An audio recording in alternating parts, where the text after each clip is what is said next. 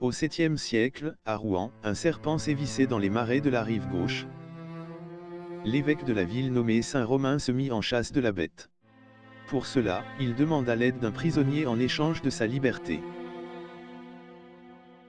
Après avoir terrassé l'animal, l'évêque gracia le criminel. Le roi Dagobert, alias Clovis II, ravi de leur exploit, accorde à l'évêque Saint Romain le droit de libérer un prisonnier par année. Saint Romain meurt le 23 novembre de l'année 639, ses reliques sont transférées à la cathédrale de Rouen en 1090. C'est alors à ce moment que la foire Saint-Romain naquit et continue de nos jours. Entre 1090 et 1790, plus de 350 criminels furent libérés le jour d'ouverture de la foire, à savoir le 23 novembre. Depuis 1790, plus aucun criminel n'est gracié, alors que la foire continue d'exister. Mais en êtes-vous certain? Ce que vous ne savez pas, c'est qu'au moment de la libération des prisonniers chaque année durant la foire, des morts suspectes avaient lieu. Comme des empoisonnements, des coups de couteau ou des maladies suspectes. Coïncidence? Je ne pense pas. La libération des prisonniers avait un but bien précis, éliminer les opposants à l'évêque Saint Romain et ses successeurs dans le but de régner sur la France en secret grâce à une organisation secrète dont le symbole est le serpent.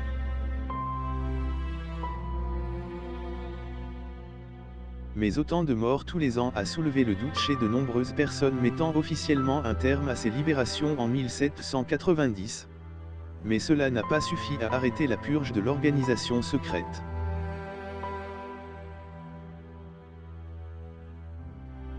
Pourquoi la foire a-t-elle changé de place 3 fois?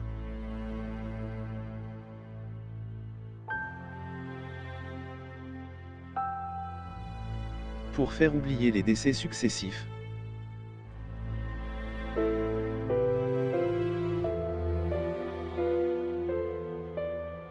Comment l'organisation a-t-elle pu cacher tout cela au peuple français? Grâce à l'aide du gouvernement. L'Église paye le silence de l'État pour garder ce secret, mais de nombreuses inattentions ont été faites par les présidents et nous révèlent la grande supercherie.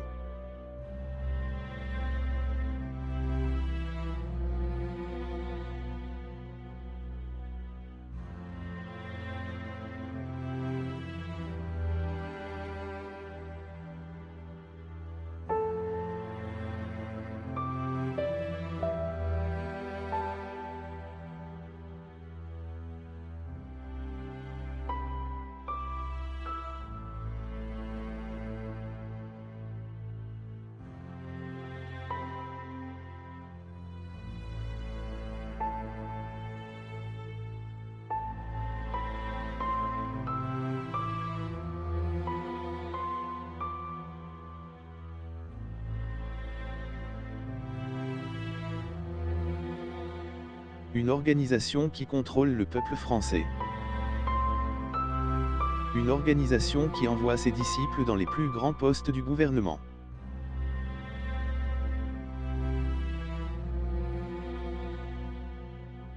Une organisation qui est à la source des plus grands conflits européens.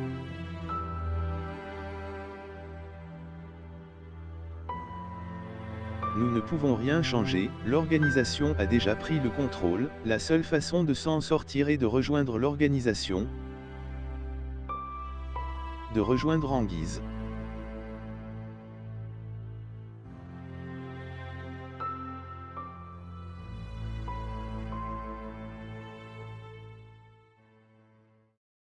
Genre, vous y avez vraiment cru. Nous avons totalement créé cette théorie du complot qui est entièrement fausse. Nous sommes partis d'une vraie histoire, celle de l'évêque Saint-Romain, et nous avons inventé de fausses informations pour vous piéger. Et ça a bien marché, non? Nous avons utilisé tous les codes propres aux théories du complot pour vous montrer que c'est extrêmement simple de faire croire n'importe quoi à n'importe qui, même des élèves de 3e comme nous. Voix synthétique, musique effrayante, montage photo et images sorties de leur contexte, voilà tous les ingrédients pour fabriquer une théorie du complot. Alors la prochaine fois, faites attention à ce que vous regardez et ne croyez pas tout ce qu'on vous dit sans vérifier.